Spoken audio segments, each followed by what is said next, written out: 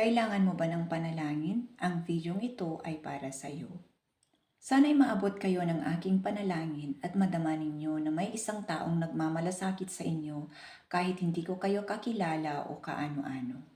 Sa bawat pakikiisa mo sa aking panalangin ay nagiging mabisa at lumalakas ang ating mga panalangin. At alam natin kung kinikilala natin ang Diyos sa ating buhay, siya ay nalulugod sa atin.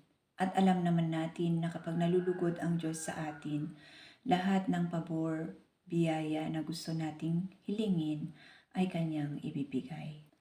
Sa araw na ito ay babahagi ko ang salita ng Diyos mula Filipos 4 verse 7. Ang kapayapaan ng Diyos na hindi kayang maunawaan ng tao ang siyang mag-iingat sa iyong puso at isipan dahil sa iyong pakikiisa kay Hesukristo. Tayo po ay manalangin para sa ating mga kapamilyang OFW. Ama naming makapangyarihan sa lahat, salamat sa buhay ng aming mga kapamilyang nasa ibang bansa. Salamat at ibinigay mo sila sa amin. Salamat sa kanilang katalinuhan, katapangan, kasipagan. Salamat sa paggamit mo sa kanilang buhay. Natutupad ang pangarap ng kanilang mga pamilya. Dahil sa kanilang sakripisyo, nakakakain, nakakapag-aral, nakakabili ng maayos na gamit, nakakatira sa maayos na tirahan, at nakakapasyal sa gustong pasyalan ang kanilang mga pamilya. Gabayan mo po sila sa araw-araw. Bigyan mo palagi sila ng magandang kalusugan, malakas na pangangatawan upang makapagtrabaho ng maayos. Tulungan mo sila sa kanilang trabaho. Ilayo mo sila sa kapahamakan, lalo na sa malulupit at walang awang mga employer. Tuparin mo ang kanilang mga pangarap. Ipaalala mo na lagi kang nasa tabi nila kahit sa kalagitnaan ng kanilang pangungulila.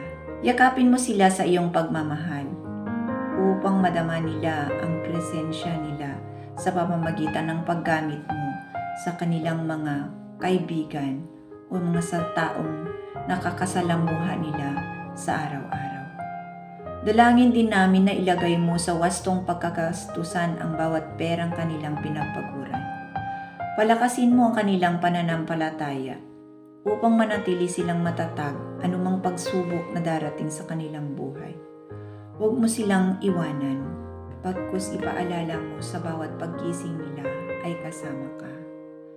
At kung sakaling nagkulang sila sa iyong paningin, patawarin mo po sila upang karapat-dapat silang tumanggap sa iyong pagpapala. Pakinggan nawa ang aming panalangin para sa aming kapamilyang nasa ibang bansa. Sa pangalan ni Jesus, dalangin namin ito. Amen. Sana'y nakatulong ako sa mga kapamilya nating OFW at sa iyong pakikiisa, nakatulong din kayo sa kanilang sitwasyon. Maraming salamat. Hanggang sa muli.